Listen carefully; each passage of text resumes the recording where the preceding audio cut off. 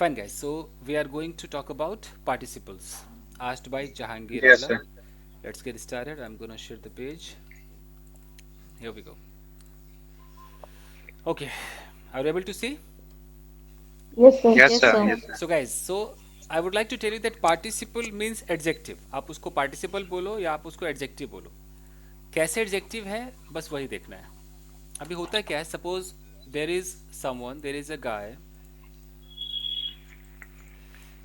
और हम अगर इसके बारे में कुछ बताते हैं, हम कुछ तारीफ करते हैं, तो हमें छोटा मोटा एडजेक्टिव आता है. हम कह देते हैं ओके गुड कह देते हैं, हम लगा देते हैं एक यहाँ पर नाउन बॉय, हम कहते हैं वाह good boy, he is a good boy.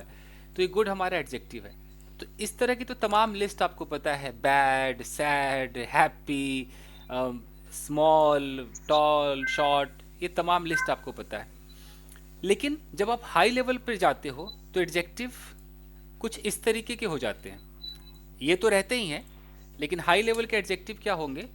Verb होगा, उसमें आईएनजी लगा होगा, ये काम करेगा एडजेक्टिव का.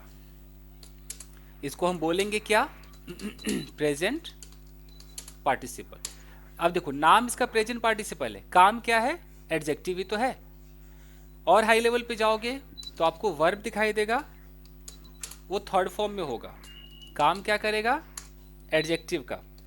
लेकिन इसका नाम क्या हो जाएगा? Past participle. तो ये देख के लोग कंफ्यूज होते हैं. और ऊपर जाओगे तो हैविंग लगा होगा, हैविंग के साथ वर्ब की थर्ड फॉर्म लगी होगी. काम क्या कर रहा है ये? एडजेक्टिव का. लेकिन इसका नाम क्या है?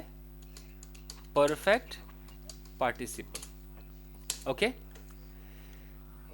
और आगे जाओगे तो बीइंग लगा होगा, बीइंग के Yeah, साथ sir. वर्ब की Passive, sir. Third form Hmm. लगी होगी. ओके.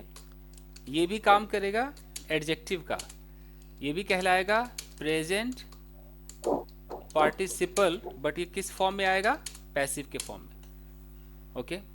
फिर आपको कुछ ऐसा भी दिखाई देगा, हैविंग भी दिखाई देगा, बीन भी दिखाई देगा, वर्ब की थर्ड फॉर्म भी दिखाई देगा. ये भी काम कर रहा है एडजेक्टिव का.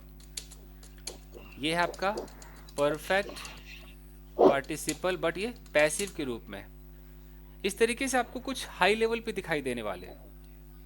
तो ये जब मतलब न्यूज़पेपर जो पढ़ते हैं, मुझे लगता है उन लोगों को इसकी ज़रूरत रोज़ ही पड़ने वाली है. जो नॉर्मल इंग्लिश बोलते हैं उनको शायद कम ज़रूरत पड़ती है, वो अपना जुगाड़ कर लेते हैं.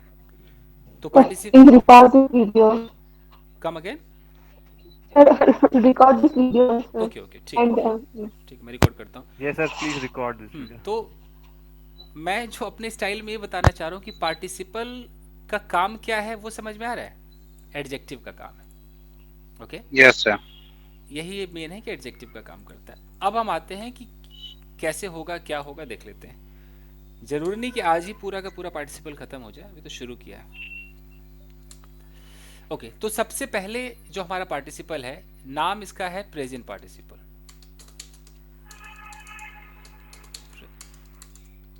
Present participle.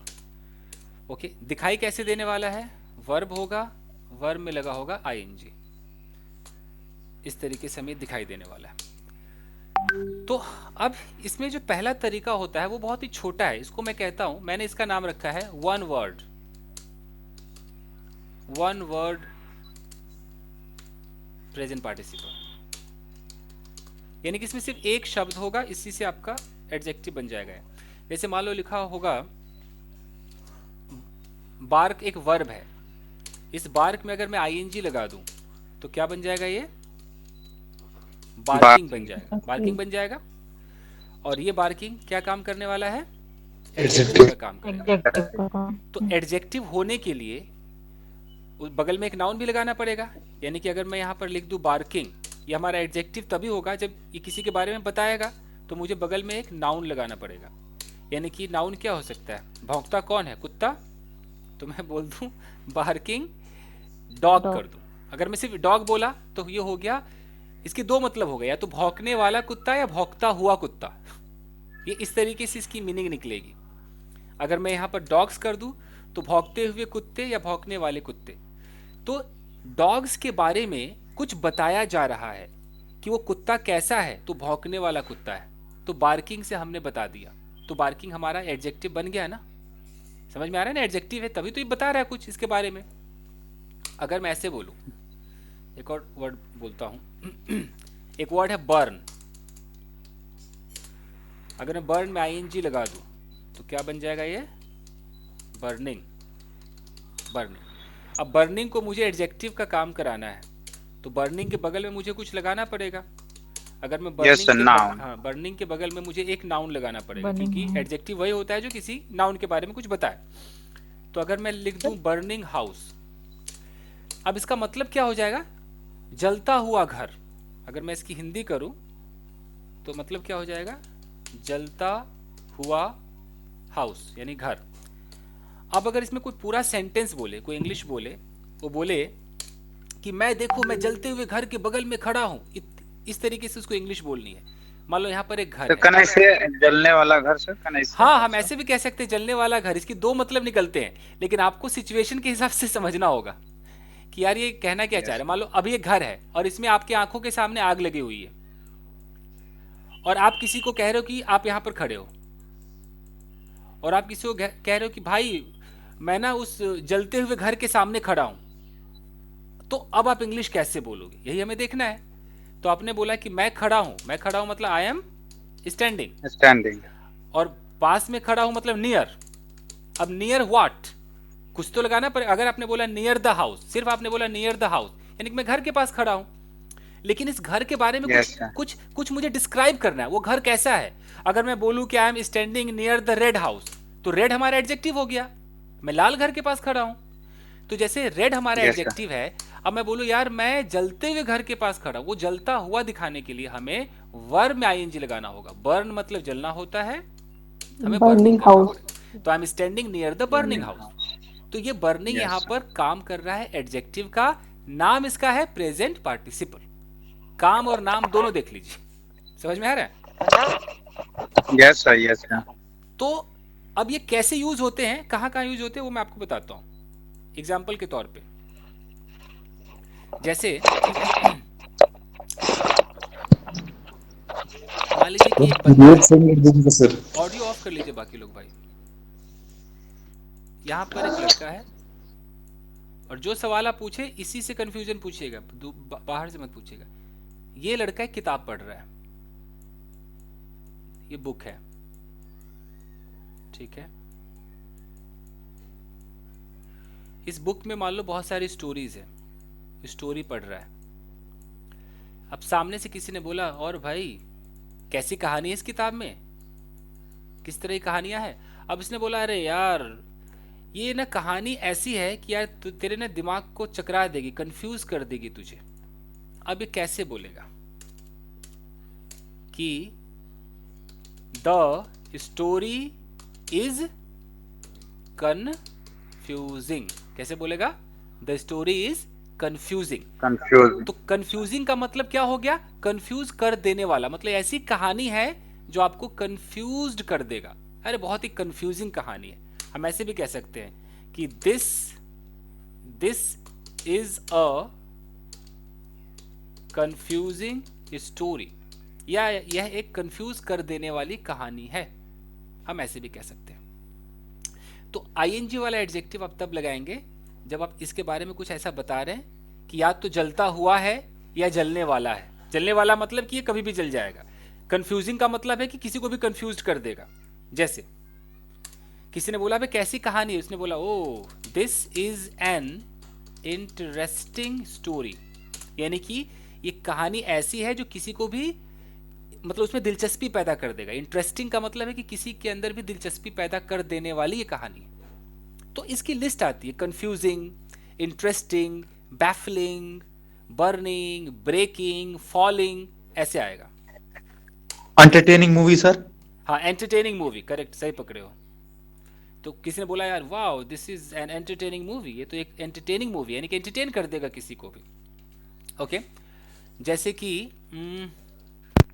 सर बोरिंग भी, बोरिंग, हाँ करेक्ट है। तो ये आईएनजी वाले उठा लो, बोरिंग हो सकता है, और क्या हो सकता है, एंटरटेनिंग हो सकता है, एक्साइटिंग भी हो Exciting. सकता है, Outstanding. एक्साइटिंग भी हो सकता है, Challenging. Amazing. अमेजिंग, हाँ ये तो Smiling. Amazing, outstanding, Smiling. Smiling, हाँ बिल्कुल, यहाँ तक कि रनिंग, रनिंग हो सकता है, स्माइलिंग हो सकता है, वर्किंग हो सकता है। कई बार कहते हैं ना कि ये एक वर्किंग वुमेन है, सुना होगा ना कि Same. She is Yes, a, sir. Yes, sir. Yes, ऐसे sir. सुना होगा, she Working is a woman. Working women. तो इसका Is मतलब ये नहीं caring, कि sir. वो अभी काम कर रही है, मतलब ये ऐसी औरत है जो काम करती है, काम करने वाली महिला है ये, मतलब ये काम करती रहती है, she is a working women. तो ये जो था ये वन वर्ड वाला था, मैंने कहीं पर लिखा होगा ना कि ये one word Yes, sir. Present participle है, एक शब्द वाला है बस।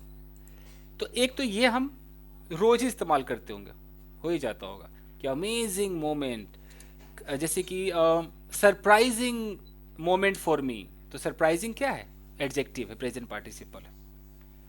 ठीक है जी, अब आता जब है, आंसर आईएनजी के बाद नाउन रहे तो ही ऑब्जेक्टिव होगा नाउन सर। लगाना ही पड़ेगा। अगर जैसे नाउन हम नहीं उसके बाद नहीं भी लगाते हैं तो हम शायद पहले लगा देंगे, शायद नहीं, पूरा ही। जैसे ऐसे हो सकता है कि किसी ने बोला कि this this movie is entertaining, यहाँ पे बंदे ने फुल स्टॉप दे दिया।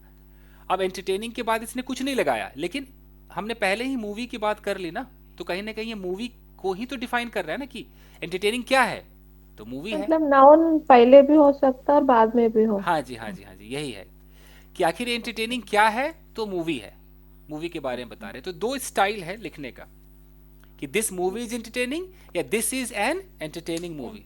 मैं दोनों स्टाइल लिख देता हूं कि this is an entertaining movie.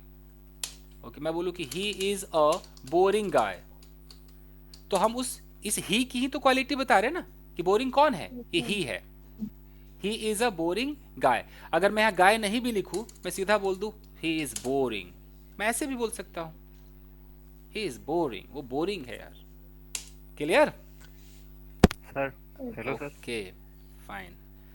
Hello बोलिए। सर। हाँ सर मैं कह रहा था ये जो आप बता रहे हो प्रेजेंट पार्टिसिपल, ये वर्ब में आईएनजी लग रहा है तो हम इसको प्रेजेंट पार्टिसिपल कह रहे हैं। जो नॉर्मल वाले होते हैं जैसे कि funny, this movie is funny, ऐसे कुछ, तो वो क्या होता है? वो भी एडजेक्टिव होता है ना, मैंने आपको स्टार्टिंग में बताया था कि आप लोग जो एडजेक्टिव जानते हो वो इस तरह के जानते हो, sad, funny, good, happy, nervous, इस तरह के एडजेक्टिव की लिस्ट ना सबको पता होती है। लेकिन ये फर्स्ट कैटेगरी है, एडजेक्टिव का फर्स्ट कैटेगरी है, ये छोटे लेवल का एडजेक्टिव है। जो बड़े लेवल में आप आओगे तो अभी मैंने कहा ना, आपको वर्ब में आईएनजी वाले दिखाई देंगे, वर्ब में थर्ड फॉर्म वाले भी दिखाई देंगे, और उसके बाद हैविंग सेविंग तो लिख ही दिया है। तो अब कुछ समझ में आ रहा है कि फनी भी एडजेक्टिव है, ये गुड भी एडजेक्टिव है। एडजेक्टिव का मतलब क्या होता है, जो किसी के बारे में कुछ बताए, वही होता है ना adjective. Yes, sir. Yes, sir. Hindi में इसको विशेषण Yes, sir. हाँ, हिंदी में उसको विशेषण कहते हैं, करेक्ट। तो हम ये तो जानते हैं, हम किसी को बोलते हो यू आर ब्यूटीफुल, तो ब्यूटीफुल तो एडजेक्टिव ही है ना, Yes, sir. है ना। तो ये तो सबको पता है, वर्ब में आईएनजी वाला बहुत कम लोगों को पता है। तो ये भी हो गया। अब ये खत्म नहीं हुआ है, अभी तो कहानी बाकी है। ये तो एक शब्द वाला था, ये कोई बहुत बड़ा तीर नहीं मारा हमने। अब आते हैं कंफ्यूजिंग पॉइंट पे आते हैं। अब जो आपका प्रेजेंट पार्टिसिपल है, ये आपको कुछ ऐसे कंफ्यूज करेगा। यहाँ होगा वन सब्जेक्ट, मैं लिख देता हूँ कहीं पर, one subject comma two actions comma no time gap, मतलब ज़्यादा टाइम गैप नहीं होगा। कैसे देख लेते हैं, ऐसे करता हूँ। This video is recording, sir. Yes, this video is being recorded. Okay, sir. Okay, so अब हम कैसे करेंगे देखते हैं इसको। मान लीजिए यहाँ पर एक लड़का है,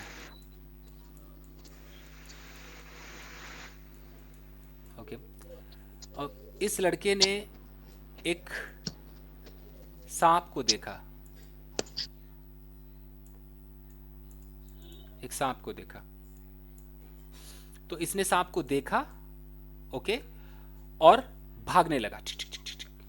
तो नो टाइम गैप, ज्यादा टाइम गैप नहीं हुआ, देखा और भागा। अगर इस तरह का काम हो तो सब्जेक्ट हमारा एक ही है ना, बंदा एक है, करेक्ट। एक्शन देखो दो है, पहला काम क्या हुआ, सांप को देखने का, और दूसरा एक्शन कौन सा है, भागने का। भागने का, यस सर। दोनों एक्शन में टाइम ज्यादा तो नहीं लगा होगा, देखा भागा तो ज्यादा वक्त नहीं लगा, तो नो टाइम गैप है, मतलब लेस कर देता हूं, लेस टाइम गैप, लेस है।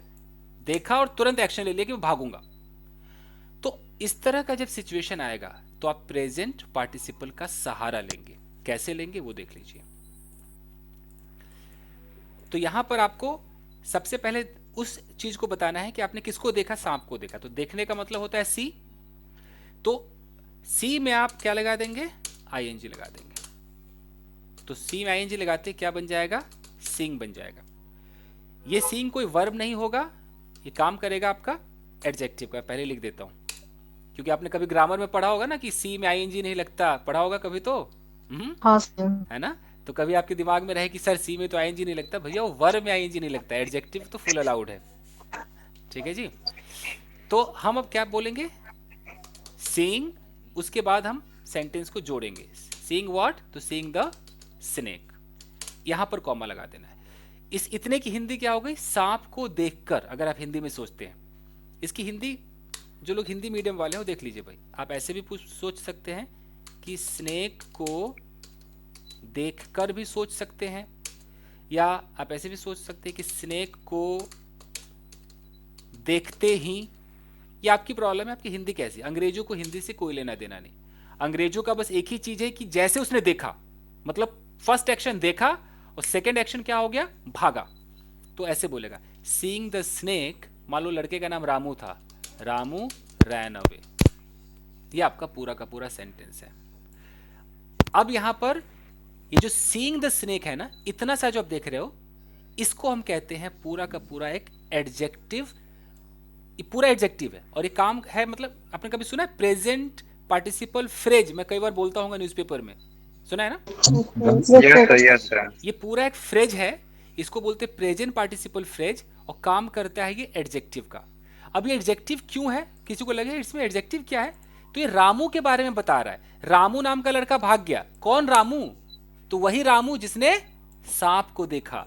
रामू के बारे में बता रहा है कि रामू वो रामू जो सांप को देखते ही वो भाग गया। यानी कि एक ही सब्जेक्ट ने दो काम किया। एक हम पूरा दिखा रहे हैं, रैन अवे भाग गया, और दूसरा हमने यहां कोई सब्जेक्ट नहीं लगाया, दोबारा रामू नहीं बोला। मैं चाहूं तो यहां भी रामू लिख दूं कि रामू, फिर कर दूं सीइंग द स्नेक, फिर रामू रैन अवे, जरूरी नहीं है। आपको स्टार्टिंग करनी है सीइंग द स्नेक, सांप को देखकर रामू रैन अवे, रामू भाग गया। ये पूरा का पूरा जो जुमला है ये रामू के बारे में डिस्क्राइब कर रहा है कि रामू ने सांप को देखा फिर भागा। इसलिए ये जुमला जो है ये आपका एक एडजेक्टिव का काम कर रहा है। अब इस पर और सेंटेंसेस देखिए, देख लीजिए। जैसे ऐसा हो कि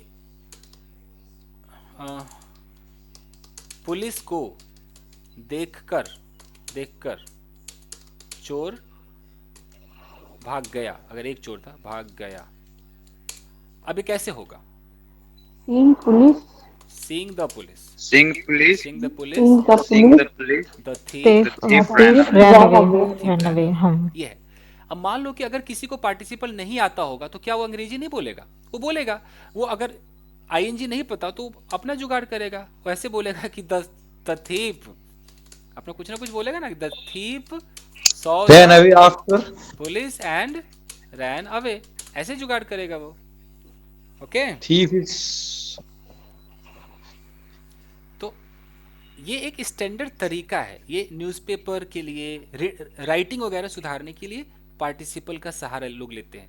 जिसको नहीं पता वो ऐसे अंग्रेजी बोलेगा कि the thief saw the police, चोर ने पुलिस को देखा and ran away, story telling कर देगा। Okay fine. न्यूज़पेपर में एक सेंटेंस था, मैं आपको लिख के बताता हूँ।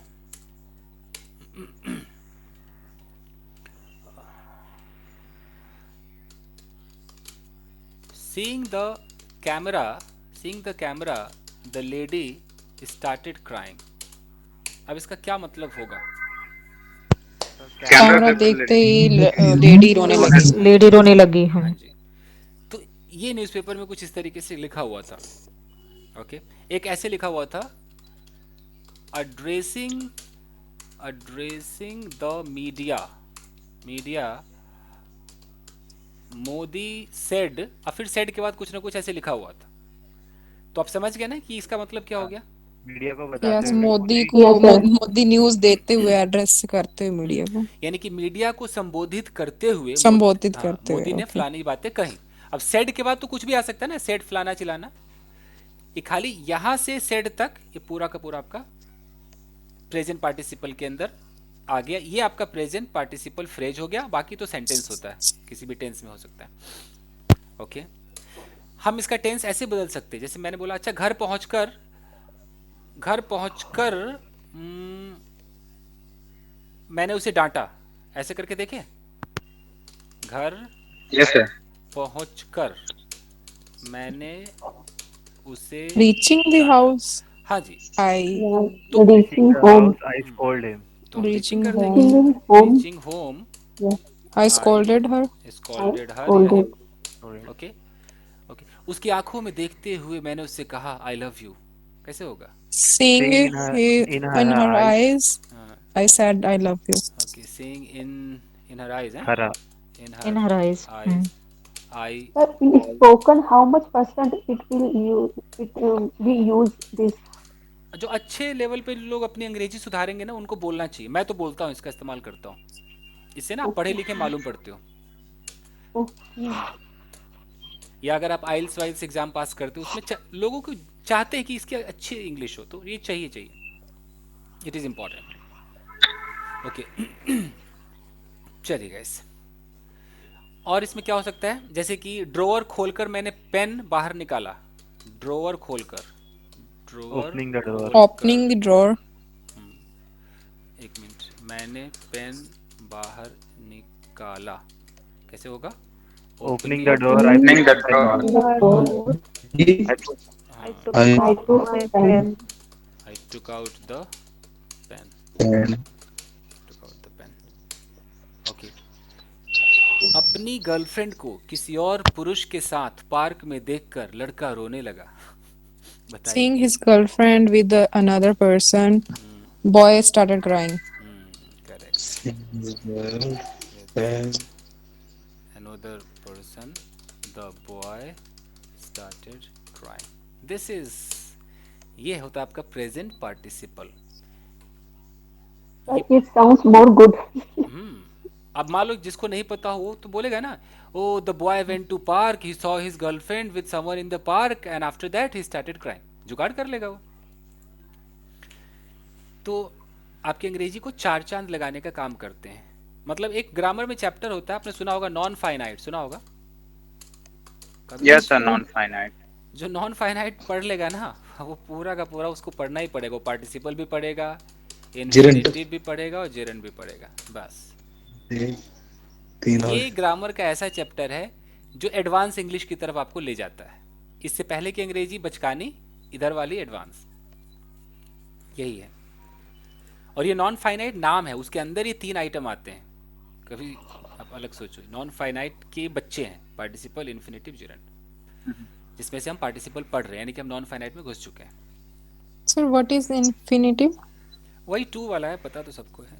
जैसे कि plus b आई वांट, आपने बोला I want two by a car, तो ये जो टू बाई है इन्फिनेटिव ही तो है ये।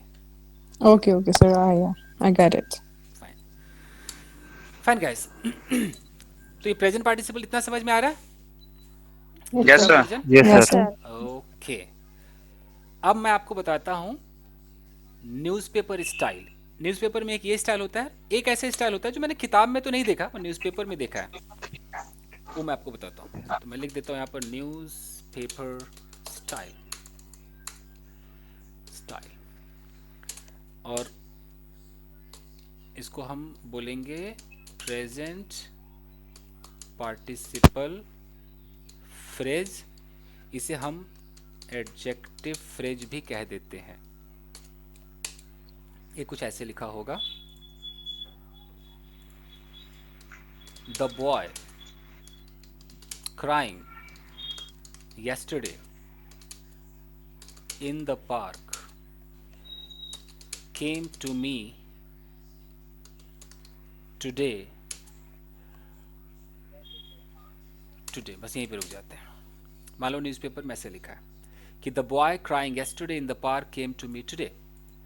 तो ये जो द बॉय है ये एक लड़का हो गया. Yes sir. केम आया, टू मी मेरे धोरे मतलब मेरे पास, टुडे मतलब आज. लेकिन ये जो crying yesterday in the park, ये इतना जो जुमला है ना, इसे हम कहते हैं प्रेजेंट पार्टिसिपल फ्रेज. काम कौन सा करेगा? ये एडजेक्टिव का करेगा. एडजेक्टिव क्यों? क्योंकि बॉय के बारे में कुछ बता रहा है. तो एडजेक्टिव देख रहे हो कितना बड़ा है. इसका मतलब क्या हो गया कि वो लड़का जो कल पार्क में रो रहा था वो आज मेरे पास आया. इसको बोलते हैं Yes, sir. The boy who was crying. We can say. तो ये आपको न्यूज़पेपर में दिखेगा. अब ये हम चाहते हैं तो इसको हम रिलेटिव प्रोनाउन लगाकर कभी बना सकते थे. अगर मैं रिलेटिव प्रोनाउन लगा देता तो ये क्या बन जाता? ये बन जाता एडजेक्टिव क्लॉज. मैं इसी चीज को ऐसे लिख सकता था कि द बॉय, मैं बस यहाँ हु लगा देता, एक वॉज लगा Was देता. Who was crying yesterday in the park came to me today. अब ये who से लेकर और yesterday in the park तक, यहाँ तक अभी भी एडजेक्टिव है लेकिन अभी फ्रेज नहीं है. ये फ्रेज की जगह अब क्या हो गया? ये क्लॉज हो गया. इसका नाम क्या हो गया? Adjective clause. क्लॉज तब होगा जब उसके साथ ये हु लगा हो, दैट लगा हो, कुछ ऐसे लगा होगा, एक वर्ब होगा ऐसे, वाज, ये सब लगा होगा, तब आप इसको क्लॉज कहें. So basic difference क्या है सर क्लॉज और फ्रेज में सर? क्लॉज के अंदर एक सब्जेक्ट और एक वर्ब एक्स्ट्रा होता है बस. फ्रेज के अंदर नहीं होता. फ्रेज में देख रहे हो क्राइंग yesterday, पता ही नहीं कि क्राइंग के बगल में कुछ भी नहीं लिखा है कि हु या वाज या कुछ नहीं लिखा है. यहाँ कहीं वाज लिखा है, सीधा द बॉय क्राइंग. तो ये जो द बॉय है ये क्राइंग का सब्जेक्ट थोड़ी है. ये द बॉय तो केम का सब्जेक्ट है. देख रहे हो, the boy came, boy subject है, केम उसका वर्ब है. तो क्राइंग का तो सब्जेक्ट ही नहीं है ना. यहाँ है कोई सब्जेक्ट? है ही नहीं. Yes sir. No sir. हाँ, और यहाँ पर क्राइंग का सब्जेक्ट कौन है? ये हु सब्जेक्ट का काम कर रहा है. तो ये सब ना आगे आप पढ़ोगे जब आप क्लॉज पढ़ोगे. Sir, which will be suitable for writing, formal writing?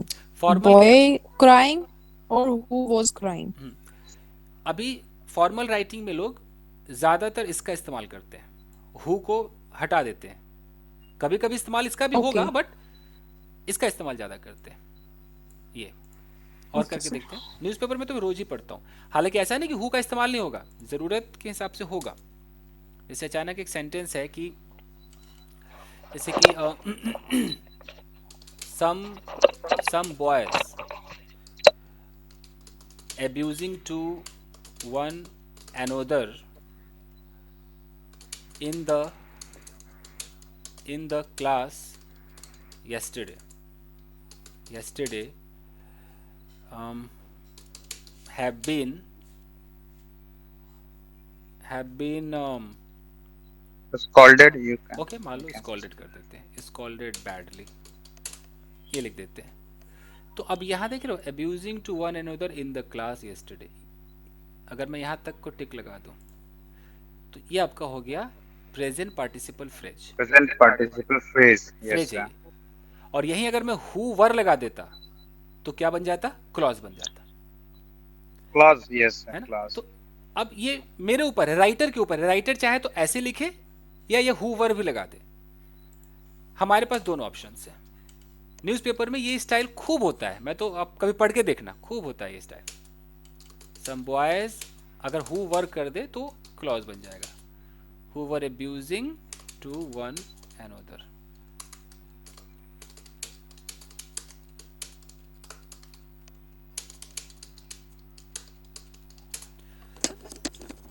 ये है जी कहानी. तो यहाँ से लेकर ये यहाँ तक अब ये क्लॉज कहलाएगा. तो मेरे कहने का इतना मतलब है कि हम ये क्लॉज को भूल जाते हैं. हम बात तो प्रेजेंट पार्टिसिपल की कर रहे थे, तो ऐसा आपको दिखाई देगा. ये आईएनजी है ना हमारा मेन मकसद, आईएनजी. Yes, sir. Yes, ये sir. ऐसा अगर आईएनजी आपको दिखाई दे भैया न्यूज़पेपर में या किसी नॉवेल में, आप समझ जाना कि एडजेक्टिव का काम कर रहा है, इसका नाम है प्रेजेंट पार्टिसिपल। सबसे पहले मैंने आपको बच्चों वाला दिखाया कि बर्निंग हाउस, और अभी दिखाया आपको खतरनाक वाला। अब इससे एक और खतरनाक दिखा दूं, फिर प्रेजेंट पार्टिसिपल ओवर हो जाएगा। इसमें प्रैक्टिस करना पड़ता है सब क्लास। हाँ, प्रैक्टिस तो कराना ही पड़ेगा। ये तो जहांगीर ने पूछा तो अब मैं चाहता ना इसको वैसे ही बता सकता था, जो नॉर्मल टीचर यूट्यूब पे पढ़ाते हैं ना प्रेजेंट पार्टिसिपल, मैं वैसे भी करा सकता था, बट मुझे लगा नहीं यार, डिटेल में पढ़ा दो, विदाउट प्रैक्टिस तो परफेक्ट नहीं हो सकता। क्योंकि मैं रोज न्यूज़पेपर पढ़ता हूँ, मुझे पता है कितनी तकलीफ होती है न्यूज़पेपर को समझने में। Yes, sir. Yes, sir. Yes sir. So I can Yes, sir. understand that. मैंने सर आज पूछा सर। तो एक जो मैंने न्यूज़पेपर में देखा है, ये वाला देखा है, बीइंग के साथ थर्ड फॉर्म वाला देखा है। मैं करके बताता हूँ कैसे। ये होता है कि मैं बोलूँ कि the boy being tortured, the boy being tortured yesterday in the park died today। इस तरह से सेंटेंस लिखा होगा। अब इसका क्या मतलब होगा? हमें आईएनजी से मतलब है, ये रहा जी आईएनजी, बी में आईएनजी लगा है। अब जैसे आपको बीइंग के साथ और यहाँ थर्ड फॉर्म दिख जाए, आप ये समझ लेना, और इस बीइंग के बाजू में ना वाज है ना वर है, कुछ नहीं है।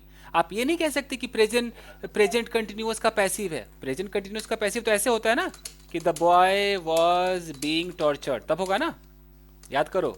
Yes, sir. Yes. Yes, sir. Either man अगर was were हाँ, होता है। अगर Yes, sir. ऐसे हो तो हम इसको आराम से कह देंगे कि भाई ये तो पैसिव है, ये तो प्रेजेंट कंटिन्यूअस, पास्ट हो गया ना, सॉरी पास्ट हो गया, Past continuous. पास्ट कंटिन्यूअस का पैसिव है, ठीक है।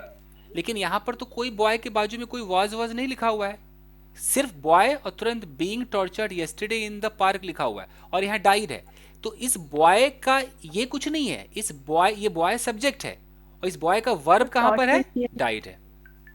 आखिर अगर मैं इसको हटा दूं, मैं इतने को अगर मैं हटा दूं, तो हुआ क्या, द बॉय डाइड, लड़का आज मर गया। आप समझ में आ रहा है? लड़का, देख रहे हो, Yes, sir. Boy Yes, sir. Died today, लड़का आज मर गया। ये बॉय आपका सब्जेक्ट, ये रहा वर्ब, और ये आपका टाइम है, एडवर्ब ऑफ टाइम है। लेकिन अगर मुझे लड़के के बारे में एक डिटेल बताना है, एडजेक्टिव का मतलब क्या होता है, जो कुछ बताए, डिस्क्राइब करे, तो मैं डिस्क्राइब कर रहा हूं भाई वही लड़का। कौन सा लड़का? वो लड़का तो कल Being टॉर्चर tortured. किया Tortured गया था, yesterday. टॉर्चर किया जिसको गया था। टॉर्चर किया जा रहा था, पार्क में। किया जा Sir, रहा था। is it hidden passive? I think हाँ हाँ, है तो ये पैसिव ही, लेकिन hidden. हिडन पैसिव है, हिडन पैसिव है। Actually, sir, I have confusion. Like charity, like given charity. Given is an adjective. Yes yes yes, Okay, and the charity given to the children is around 2 lakh rupees. And charity given, हाँ, okay, charity has been removed, has been is removed. Charity given, charity has been given. Yes, But yes, yes. the sentence is charity given to the children is around 2 lakh rupees. That is, I think, hidden passive. Yes hidden passive है। लेकिन आप वो charity के लिए आप has been ये नहीं समझ सकते हो। चैरिटी का जो वर्ब है वो इज है। Is that? हाँ, Okay. चैरिटी का वर्ब इज है, और ये जो है ये हिडन है, बट ये पास्ट पार्टिसिपल है। Actually, sir, I will use all of this structure on 18th of December because my exam will be on 18th of December in writing exam. Yes yes yes, तो आप इसका इस्तेमाल कीजिएगा। अभी हम past में वो पढ़ेंगे, जो आपने बोला वो पास्ट पार्टिसिपल था, एडजेक्टिव वाला। फाइन, अभी हम प्रेजेंट पार्टिसिपल कर रहे हैं। तो सर ये इसको एपोजिशन कह सकते हैं सर, एपोजिशन? नहीं, इसको एपोजिशन मत बोलो। एपोजिशन में भी कॉमा सोमा लगता है, वो भूल जाओ। ठीक है अरे एपोजिशन भी तो कम वक्त एडजेक्टिव का ही तो काम करता है यार, वो भी तो डिस्क्राइब ही करता है। अभी बस ये समझो कि तुम्हें कैसे समझ में आएगा प्रेजेंट पार्टिसिपल ऐसा भी दिखाई दे सकता है, और जरूर देखा होगा यार, कभी ना कभी जरूर देखा होगा, और तुम देख लेना न्यूज़पेपर खोल के। अब दिमाग में रखना कि ऐसा अगर मिल गया तुम्हें, पहचान लेना एकदम। सर मैंने जब बीइंग के यूज पढ़े तब बीइंग ऐसा देखा था मैंने, 100% समझ नहीं पाया लेकिन। तो दिखाई देगा, आज न कल तो दिखाई देगा। और लिख देते हैं जो समझ में आ जाए, और वीडियो में अपलोड कर दूंगा, इसको इत्मीनान से देखना। जैसे कि मैं बोलूँ कि द गर्ल, और यहाँ लिख दूँ being molested last week has been sent to hospital. तो इसका मतलब क्या हो गया? अब ये जो देख रहे हो ना हैज़ बीन, ये हैज़ बीन किसके लिए है? ये लड़की के लिए है। गर्ल हमारा सब्जेक्ट है, और ये हैज़ बीन सेंट जो है ये प्रेजेंट परफेक्ट का पैसिव है। ये तो समझ में आ रहा है ना? Yes sir. Yes sir, yes sir. तो ये तो लड़की का हो गया जी, लेकिन ये क्या है? ये एक्स्ट्रा इंफॉर्मेशन है। ये हम डिस्क्राइब कर रहे हैं, एक अपनी बात बता रहे हैं। इस बात को बताने के लिए दो चीजें हमारे पास है, क्लॉज और फ्रेज। अभी फिलहाल ये फ्रेज के रूप में है, और भी फ्रेज पैसिव रूप में है। तो ये present participle phrase in passive है। मैं लिख दूं कहीं पर?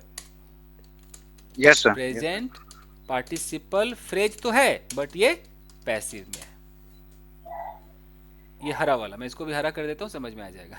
ये जो हरा वाला है, ओके जी। और ये जो हैज बीन है, नहीं हैज, इसको अलग कलर कर देते हैं, इसको लाल कर देते हैं। ये तो आपका नॉर्मल प्रेजेंट परफेक्ट का पैसिव है। तो कभी ऐसा लिखा है, आप समझ जाना, प्रेजेंट पार्टिसिपल है। इसको बोलते हैं एडवांस इंग्लिश, इसको बचकाने इंग्लिश नहीं बोलते हैं Sunita, advance level English. Yes sir, yes ये सर सर। लेटर में इसी टाइप से लिखे होते हैं, तो समझ नहीं आता लेटर। यस सर, कई बार पढ़ा है सर ऐसा। Yes Sir, I have one or two question which are really simple. Could you explain? Sir, use of in case of, in the case of, and in terms of. Fair enough. They are really simple, but I am confused. इन दोनों का तो मेरा तीनों पे शायद मेरे videos होंगे। In case of, in the case of, हाँ, और and in in terms of, of. तीनों पे वीडियोस है। पहले आप ये वीडियोस देख लीजिएगा। Okay. क्योंकि Okay, sir. हाँ, क्योंकि अभी ना ये जो मैं रिकॉर्ड कर रहा हूँ, ये मैं चाहता हूँ सिर्फ प्रेजेंट पार्टिसिपल का वीडियो रहे, Okay, sir. Yes sir, yes है ना? नहीं तो कुछ एक्स्ट्रा इसमें आ जाएगा तो गलत हो जाएगा। फाइन। बाकी ये आप यूट्यूब पे लिख लेना, जरूर मेरा वीडियो होगा। एक होगा शायद, डिफरेंस मैंने बताया होगा कि इन केस ऑफ, और साथ ही में होगा इन द केस ऑफ, और इस पे भी वीडियो होगा इन टर्म्स ऑफ। 100% होगा, और नहीं होगा तो मैं ढूंढ के भेज दूंगा ग्रुप में, मतलब होगा नहीं। चलेगा। तो ये कुछ समझ में आ रहा होगा? ओके। उसके बाद बस एक लास्ट है। आपको कई बार ऐसे दिखाई देगा, जैसे कहीं पर लिखा रहेगा सी, कहीं पर लिखा रहेगा कैच, कहीं पर लिखा रहेगा फाइंड। इसका फॉर्म बदलता रहेगा, सी का 100 हो जाएगा, कैच का कॉट, फाइंड का फाउंड। फिर यहाँ पर मान लो ऐसे लिखा होगा हिम, या लिखा होगा हर, या लिखा होगा देम, इस तरीके से कुछ लिखा होगा। और फिर इनके बाजू में एक वर्ब होगा, उस वर्ब में लगा होगा आईएनजी। जैसे आई सॉ हिम क्राइंग, समझ में आ रहा है? ऐसे लिखा होगा, आई saw him crying. She saw me eating. Okay, I saw them beating one another। कुछ ऐसे वाले भी आपको प्रेजेंट पार्टिसिपल दिखाई देने वाले हैं। तो हम इसकी हिंदी क्या समझेंगे? I saw him crying का मतलब मैंने उसे मैंने उसे रोते हुए देखा। रोते हुए देखा। रोते हुए देखा। मैंने उसे खाते हुए देखा, हाँ, हम लोगों को पीटते हुए, एक दूसरे को पीटते हुए एक देखा। दूसरे को पीटते हुए देखा। ये ऐसे दिखाई देगा, लेकिन आपको कई बॉलीवुड स्टार्स आपको ऐसे मिलेंगे जो ऐसे भी बोलेंगे अंग्रेजी। उसका अंतर समझना जरूरी है। वो ऐसे बोलेंगे कि आई सॉ हिम ईट, वो ईटिंग नहीं बोलेंगे। शी सॉ मी ईट, ऐसे। I saw them beat, okay.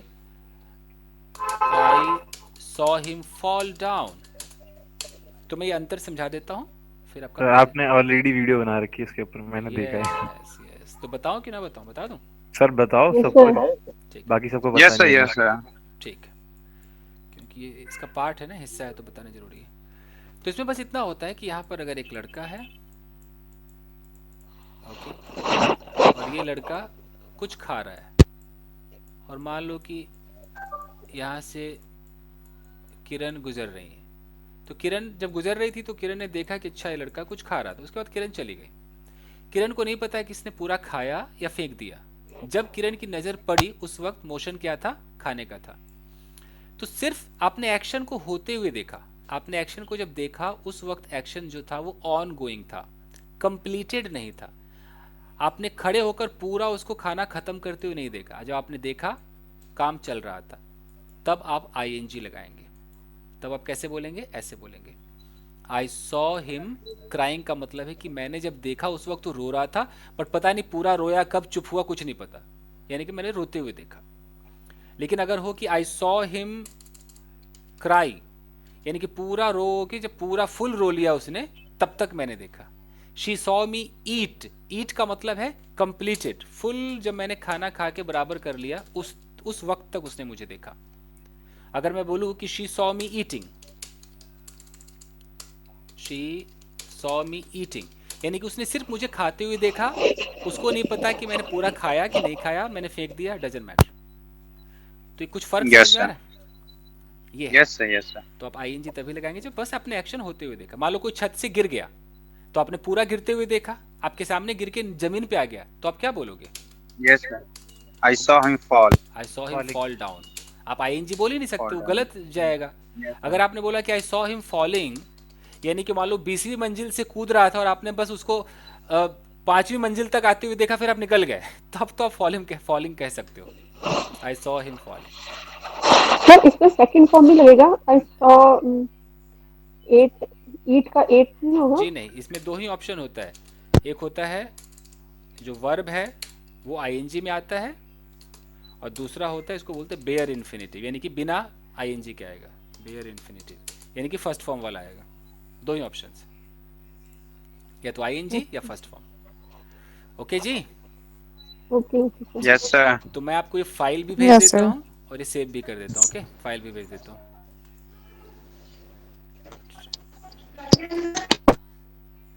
Okay जी, आप लोगों को मैं एक बार देख लूँ। फाइन गाइस, तो अब बताओ कि दरवाजा खोलकर मैं कमरे में घुसा, कैसे होगा? Opening the Opening the door. door, I Opening the entered door, I entered into my room. into the room. Okay, ठीक है, करेक्ट है। और Sir, will you conduct a rapid fire one day?